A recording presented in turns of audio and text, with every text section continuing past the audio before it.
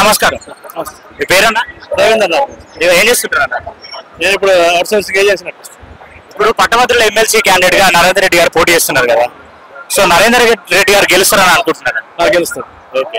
ఎందుకంటే ఇప్పుడు చాలా మందికి చాలా మంది పిల్లలకు భవిష్యత్తు ఇచ్చాడు. చాలా మంచి ఎడ్యుకేషన్ ఇస్తున్నారు ఇక్కడ. ఇప్పుడు బీజేపీ తరఫున కూడా అంజిరెడ్డి అనే ఒక క్యాండిడేట్ పోటీ చేస్తున్నారు. ఎందుకు మరి ప్రజలు అంజిరెడ్డి గారిని బీజేపీని ఎందుకు ఎన్నుకోండి? ఏంటంటే ఇక్కడ పేరెంట్స్ ఎక్కువ మంది ఉన్నారు. ప్లస్ ఇక్కడ ఏంటంటే ఈయన యొక్క సిస్టమ్ ఉన్నది, ఈయన దగ్గర ఎడ్యుకేషన్ సిస్టమ్ ఉన్నది. దాన్ని బట్టి ఇక్కడ అందరు ఇటే మొగ్గు చెప్తున్నారు.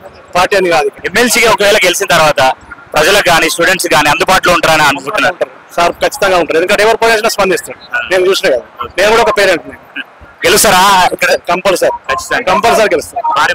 భారీ మెజారిటీతో గెలుస్తాను కంపల్సరీ. థ్యాంక్ యూ అన్న. Thank you so much. మీ పేరండి? రామగోపాల్ రెడ్డి. ఏం చేస్తుంటారు సార్? నేను రియల్ ఎస్టేట్ చేస్తాను. నరేందర్ రెడ్డి గారు పోటీ చేయబోతున్నారు, మరి గెలుస్తారని అనుకుంటున్నారు? 100% గెలుస్తాను. మరి ఎందుకు బీజేపీ క్యాండిడేట్ కూడా ఒక నిలబడుతున్నారు? ఆయనకి ఎందుకు పోటీ?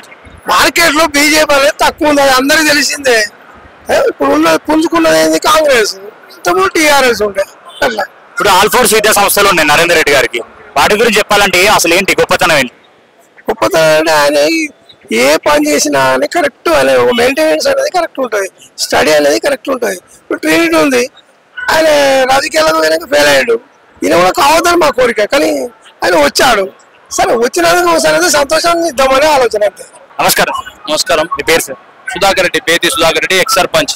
సార్, ఇప్పుడు పట్టభద్రుల ఎమ్మెల్సీగా నరేందర్ రెడ్డి గారు పోటీ చేయబోతున్నారు కదా, అండ్ అదేవిధంగా బీజేపీ నుంచి కూడా అంజిరెడ్డి అనే ఒక క్యాండిడేట్ చేయబోతున్నారు. మీరు ఎవరు కోట? నరేందర్ రెడ్డి కాంగ్రెస్ కి ఓటు అయిపోతున్నారు. ఇద్దరు నాడు బీజేపీ మధ్యలో కాంగ్రెస్ మధ్యలో ఉంటది పోటీ. ఇద్దరి మధ్యలో పోటీ ఉంటది. రెడ్డి అని ఇద్దరి మధ్యలో పోటీ ఉంటది. బీసీలు ఐక్యంతులు ఉన్నాయి, రెడ్డిలు ఐక్యంతులు ఉన్నాయి. అన్ని కులాలను కలుపుకొని నరేందర్ రెడ్డి గారు పోతున్నారు. అందరు నరేందర్ రెడ్డి గారు గెలవబోతున్నారా? మరి పక్క మేయాటుతో గెలవబోతున్నాడు. 50,000 మేయాటుతో గెలవబోతున్నారు నరేందర్ రెడ్డి గారు కాంగ్రెస్ పార్టీ నుంచి. ఎందుకు నరేందర్ రెడ్డి గారికి ఓటు ఇస్తున్నారంటే ఏం చెప్తారు? నరేందర్ రెడ్డి గారు విద్యా సంస్థలు పంపించి విద్యా సంస్థల మీద పిల్లల్ని డెవలప్ చేసినాడు. డెవలప్ చేసి పిల్లలు అంటే ఒక వ్యక్తిగా తీసుకొచ్చి ఒక స్టూడెంట్ లెవెల్లో తీసుకొచ్చి ఒక అమెరికా స్థాయికి, లండన్ స్థాయికి, ఉద్యోగ స్థాయిలలో అందరినీ డెవలప్ చేసిన కాబట్టి తీసుకుపోయారు. కాబట్టి ఆయన పోటీ చేయాలని అనుకుంటున్నాను. ఇప్పుడు ఎమ్మెల్సీగా నరేందర్ రెడ్డి గారు గెలిచిన తర్వాత ఈ ప్రజలకు కానీ పట్టభద్రులకు కానీ న్యాయవాదులకు కానీ అందుబాటులో ఉంటారని అనుకుంటున్నారు? పక్కా అందుబాటులో ఉంటాడు. న్యాయమైన ఫోన్ ఎత్తి సలహాలు ఇస్తాడు. సలహాల ప్రకారం చేసుకుంటూ పోతాడు. మీ పేరండి? నరేందర్ రెడ్డి గారు, అదేవిధంగా అంజిరెడ్డి అని బీజేపీ క్యాండిడేట్ అండ్ బీఆర్ఎస్ నుంచి ఒకరు పోటీ చేస్తున్నారు. మీరు ఎవరు పోటీ అయిపోతున్నారు? మా అభ్యర్థి నరేందర్ రెడ్డి గారిని భారీ మెజార్టీతో గెలిపించుకోవాలని ప్రయత్నం చేస్తున్నాం. ఎందుకు నరేందర్ రెడ్డి గారికి ఎందుకు ఓటు వేయాలనుకుంటే కారణం ఏంటి? గత దాదాపు 30-35 సంవత్సరాల నుంచి విద్యారంగంలో ఒక మచ్చలేని విద్యావేత్తగా పేరుగాంచిండు. ఎంతో మంది విద్యార్థుల ఉన్నత భవిష్యత్తును తీర్చిదిద్దడంలో ఆయన ముందు వరుసలో ఉన్నాడు. కాబట్టి ఎమ్మెల్సీగా నరేందర్ రెడ్డి గారు గెలిచిన తర్వాత ప్రజలకు అందుబాటులో ఉంటారని మీరు అనుకుంటున్నారు? స్థానికుడు కాబట్టి 100% 24 గంటలు కరీంనగర్ లోకల్లోనే ఉంటాడు. ఎప్పుడైనా అన్ని వర్గాల ప్రజలు ఆయన ఇంటికి వెళ్లి మరీ కలవచ్చు. ఆయన ఆల్ఫోర్స్ విద్యా సంస్థలు ఉన్నాయి తనకి, వాటి గురించి చెప్పాలంటే ఎలాంటి మంచి చేశాడు? ఎలాంటి? బేసిక్ గా నేను కూడా ఆల్ఫోర్స్ స్టూడెంట్ నే. ఇంటర్ లో ఎంతో మంది విద్యార్థులను, డాక్టర్లను, ఇంజనీర్లను తీర్చిదిద్దిన ఘనత ఆల్ఫోర్స్ విద్యా సంస్థలకు ఉంది. రాష్ట్ర వ్యాప్తంగా ఉజ్వల భవిష్యత్తును అందిస్తుంది విద్యార్థులకు. నమస్కారం. పేరండి? సంధి తిరుపతి రెడ్డి. సో తిరుపతి రెడ్డి గారు పట్టభద్రుల ఎమ్మెల్సీగా నరేందర్ రెడ్డి గారు పోటీ చేయబోతున్నారు, అండ్ అదేవిధంగా బీజేపీలో అంజిరెడ్డి గారు పోటీ చేయబోతున్నారు.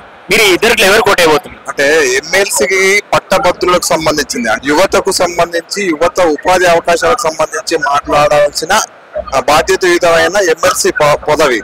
సో కాబట్టి అది కాంగ్రెస్ పార్టీ బీజేపీ పార్టీ అనే విషయం పక్కకు పెడితే, ఎందుకంటే నరేందర్ రెడ్డి గారు తన జీవితాన్ని కనుక మనం చూసుకున్నట్టయితే అంటే ఒక మామూలుగా ఒక ట్యూటోరియల్ ఏర్పాటు చేసుకొని ఈ స్థాయికి అంటే ఎదిగిండు. మనం మామూలుగా ఏం చెప్పుకుంటాం, ఒక వివేకానందను యువతకు ఆదర్శంగా తీసుకోవాలనుకుంటాం. కానీ ఈ కరీంనగర్, ఈ ఉత్తర తెలంగాణలో మనం నరేందర్ రెడ్డికి ఆదర్శంగా తీసుకోవాల్సింది. ఆయన చూస్తే మనకు తెలుస్తూ ఉంటాయి.